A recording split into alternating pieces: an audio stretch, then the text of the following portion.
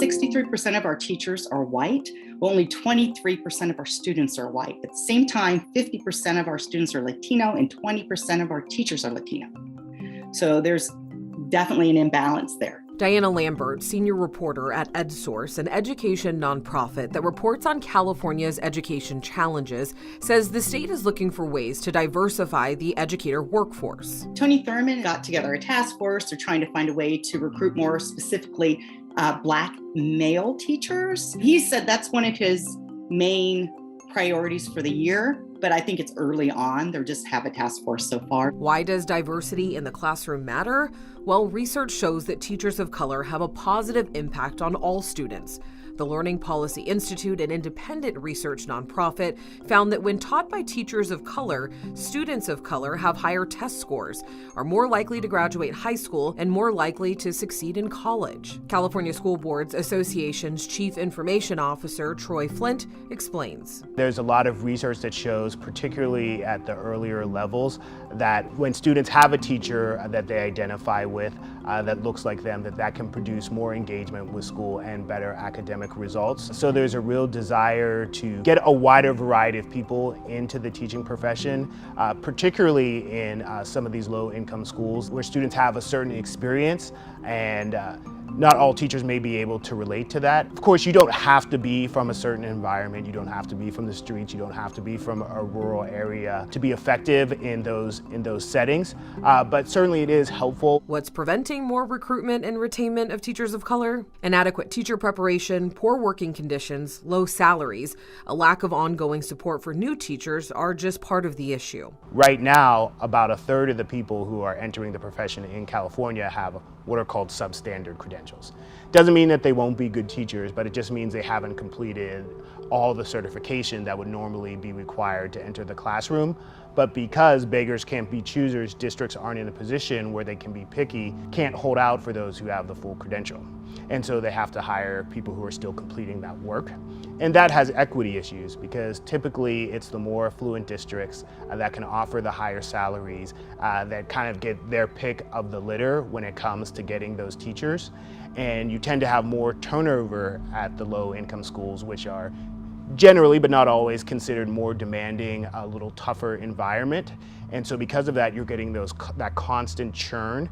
And that has really damaging effects on academic achievement for low-income kids, primarily Black and brown kids who are in these schools.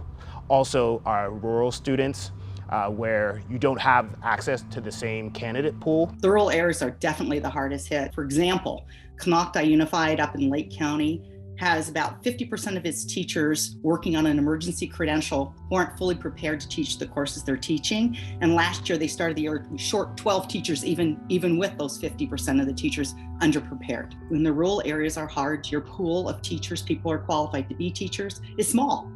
And it's hard to recruit people to that place. What they have done though, they've turned to Montana.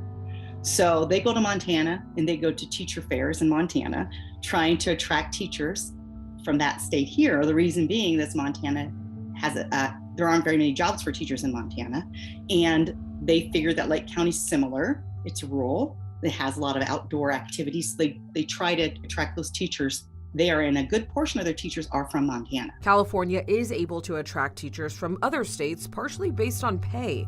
The starting salary for a teacher in California is just over $49,000. The top salary is around $100,000. In Montana, those numbers start at $32,000 and increase to nearly $66,000.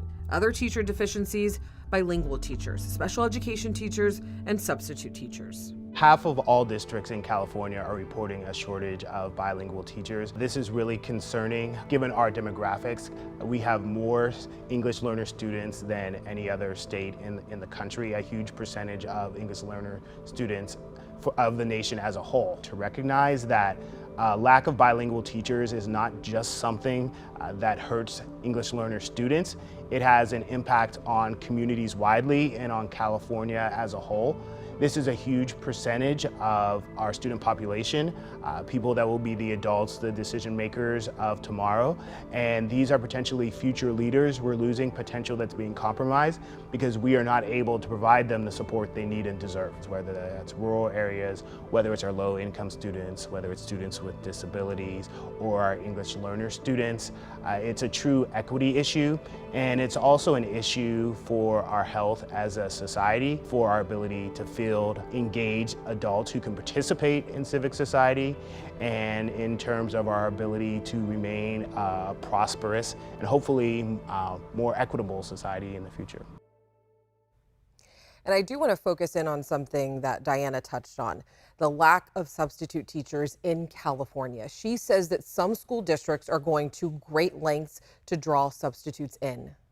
Substitute teacher shortage is the most dire shortage in schools right now. Sometimes they have to merge classrooms because there aren't enough teachers or substitute teachers, or put kids in gymnasiums, 2 and 3 classes in a gymnasium in some districts, not all, because they don't have enough substitute teachers.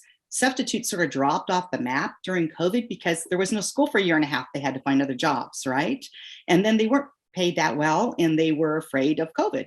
So it really reduced the ranks of substitute teachers. And in response, some districts as much as doubled the substitute rate for a while, usually temporary hikes.